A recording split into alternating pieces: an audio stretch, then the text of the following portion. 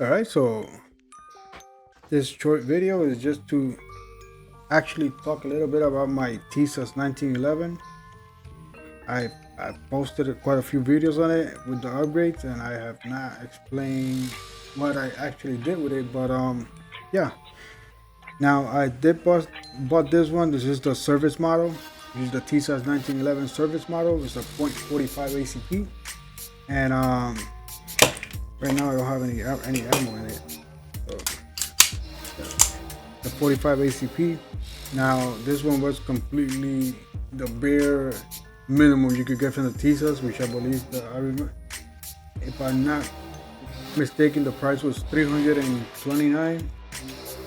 Now did not do any upgrades at the beginning, but after going to the range one time, I did ended up getting bitten by the hammer over here.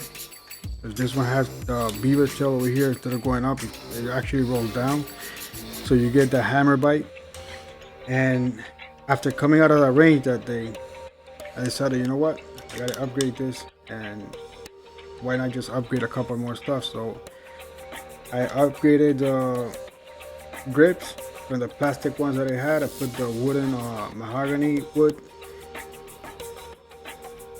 I bought these ones on Amazon, and they putting this on actually made a lot of difference in the gun. It felt really more.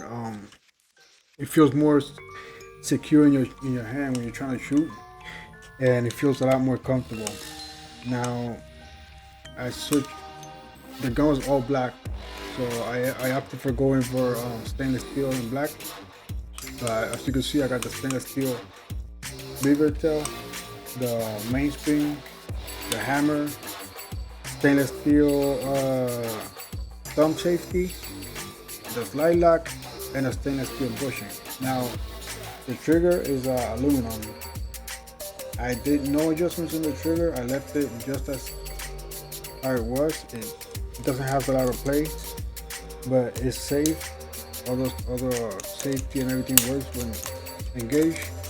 Now, when I installed the thumb safety on this one, I did have to file a little bit on the parts that rest on top of the circuit.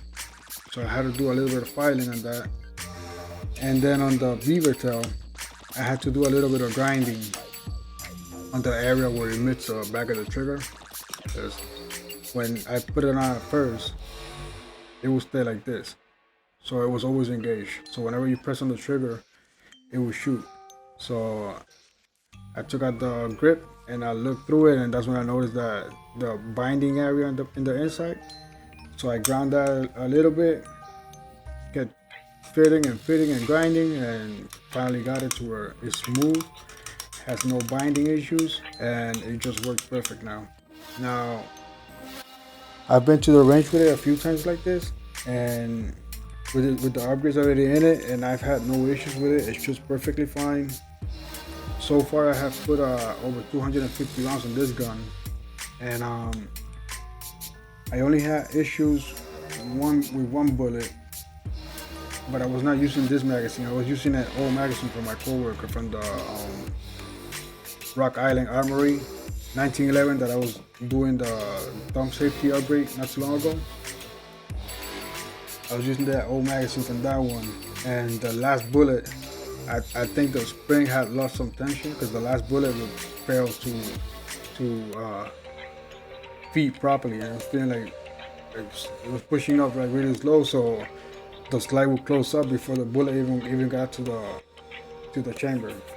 Now, other than that, whenever I use the original magazines from this one, I have put, like I said, over 250 rounds, and I have no issues, no jamming issues, no feeding issues. So yeah, I did have to grind a little bit on the grip over here so it could clear out for the slide lock, but slide lock worked great, no problems.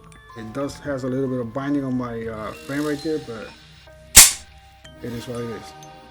I did not mean to do that. I don't know damage anything, but yeah. That was a short video on the Tisas 1911 45 caliber ACP. Thanks for watching, guys.